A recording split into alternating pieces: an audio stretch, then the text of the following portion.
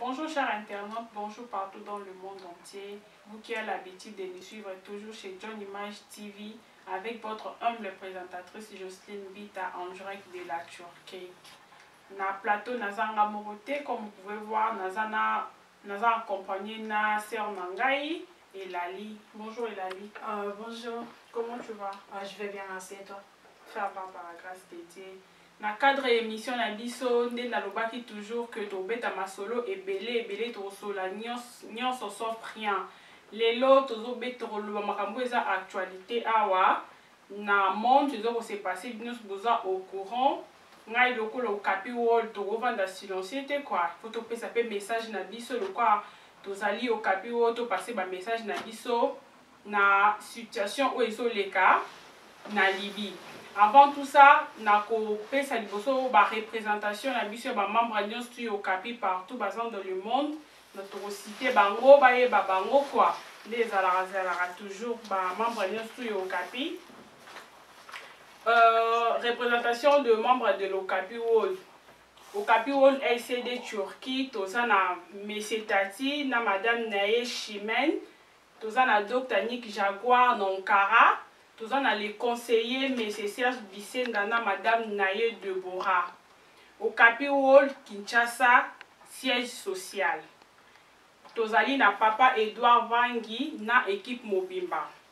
Okapi World Centrafrica, donc Afrique du Sud. Toza na Papa Peter Mukendi, na équipe Mobimba. Lisusu. Donc, tu as vu que Papa Peter, si Bozali, Bozozela arrivé à Moïse Katumbi d'ici là. Okapi World Brésil, tous un grand pasteur béni que j'ai sali aussi de loin. Donc pasteur, il y a pas pasteur quoi. Okapi World États-Unis, tous un Yemoko le cordon, Marcel Ngoïka Songo, na Madame Naye Mado que j'ai sali aussi. Tous un peu na John Image à sali kuna bilili on est bon on aura toujours yé John Image. Et puis Okapi World Angleterre, tous un les conseillers des conseillers Papa Djunga. Avec JC Mwepo. Okapi World Allemagne, toza na Papa Kalonda, MK le CD. Okapi World Belgique, toza na Maître Dona Congo Sukisa. Et Congo Sukisa nde makambo. Avec Tonton Papi Chocha. BBC Barli Barouti, le grand artiste aussi, sans oublier Barouti quoi. Okapi World France, toza tellement la ba membre ebele, ceux qui to simbi ko tanga to kolala amen. Tozo tanga kaka ba o bazali sur le terrain quoi, to moni Diamant Noir, to moni maman Gisèle Wambo, to moni artiste na biso Chimanga Chimis. To moni pe lisusu Jacques Lufuma, to moni Papa Roger Mukenga na Saint-Denis Paris. Kaka nde na yebisa ki tozo continuer toujours ba partenaire pe ya Okapi World baza ebele to kobetango sans plus tarder to kota directement na sujet na biso ezali actualité ezo passer dans le monde pour yebi ba situation ezo leka na Libye na ko débattre ngonga morote na ko débattre ngona o aza pembeni nanga concert nangai congolaise a ko se présenter les sous poto e ba ko kende na sujet elali comment on a Elali Mboyo ndeka bomoni to lati ba polongo c'est-à-dire que nga pe naza représentatrice ya émission ya Okapi donc on a travaillé un peu na Okapi on a na sujet o ezoleka mikolo to linga to débattre ngo pour ezosala vraiment les tours du monde. Vraiment Okapi kande onde zala Okapi atika la simate quoi pe ça va toujours ba message na ye et puis tout ça embillé na Okapi World. Elali situation donc c'est passé na Libye. Donc, oyoka ki message wana ezala ndeni pona vraiment na encore que non esalenga vraiment passe na mutema komona que non na 2017 ba makambo esclavagisme ezo existait alors que avant biso tozaki bien sûr na temps ancien bien sûr toyebi histoire ndenge ezaki que non toutaki tozaki ba esclave avant ça mais on a trouvé l'indépendance esalemaki tozaki ba indépendante na Union européenne ezaki que non ba boyaki que esclavagisme existait lisusu na kati ya nini ya monde ezaki déjà ba abolisaki yango ezaki déjà ezaki sous normal te baboya qui en vraiment dans le 21e siècle au makambango zalaka te. Donc c'est vraiment désolable.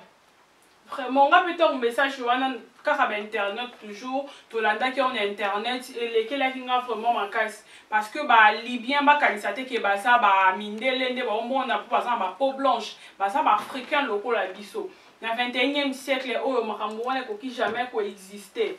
Sauf que tout le monde a makambo comme bongo selon nga no mona que parce que l'Afrique azana base azana kokita Afrique a ça les côté yango ba ndeko na biso ba souffrir na ba Libye.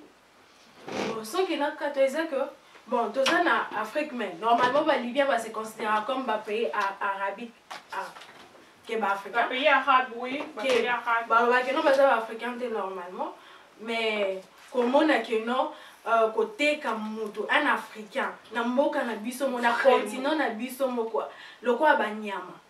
Le quoi batute mais le quoi banyama bate kabiso c'est vraiment et ça lève vraiment pas na motema quoi. Na sepele makasi nde biso nyo surtout ba africain to telemaki, côté le mana to telema vraiment ça lève bien makasi. Et puis les cas biso monter to mona bande ko na biso en France que j'ai sali aussi na pesi vraiment encouragement to mona ki ba marche na bango ba telemaki ya Belgique tout lelo nde nazolo ba boye ba lokene déjà na ba ambassade ya Libye wana ba telemaki ba sali ezala ki vraiment l'essentiel pour na ça pour na Afrique.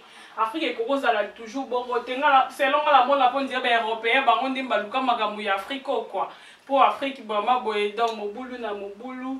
Il faut kolobela makambo ba okende toujours et continuer bon côté pour côté les mélango ba conseil makambo belé pour makambo et se stopper. Et puis les sous na encouragement nanga na monaki Samuel Eto'o makambo salaki et ça vraiment acte moko bien habité s'occuper ba joueur mususu neti nga nango ba joueur na biso Congo basalaki ni bazui par na bango ni ba monaki modèle na bango te Samuel Eto'o asalaki et puis ba ambassade mususu pe kene ko récupérer ya bango ba batu bazaki wana donc ba encouragement ebele na ba fa na biso bazakuna na Libye donc toza toujours ensemble masolo ezala toujours ebele toza ensemble vraiment les tokolo ba toujours quoi.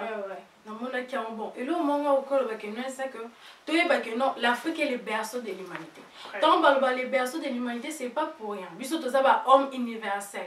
Donc tout quand il s'arrête que nous toza en bas, non, biso toza likolo, toza au-dessus. Et ça lit bien comme on a que non, toza conscience na yango, toza sous batu ya kalaté.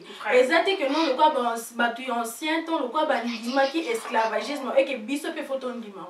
Biso to telemi ya touro et osimbate. Pour africain ya tout, oh, ya futur na ya passé toza ndémonté. Vraiment on dit non, le quoi pour capier pas téléma qui a dit stop l'esclavagisme, to boy na biso en Afrique. Maramou yakala to comme déjà dans le 21e siècle donc maramou existera les sous-souté to boy na de télémilien en tout cas vraiment biso pe à la Turquie to lalité quoi to télémi ba marche pe salamaki to mona ki be étudiant noir ba marchaki to zaki vraiment bien puis ba zaki ba monté ba turc ah ba accompagner qui ba africain na marche to mona ki mo salamaki en tout cas pour na wana vraiment la li ko ki ko lobaline pour na acte oyo ba turc ba salaki pour na quoi accompagner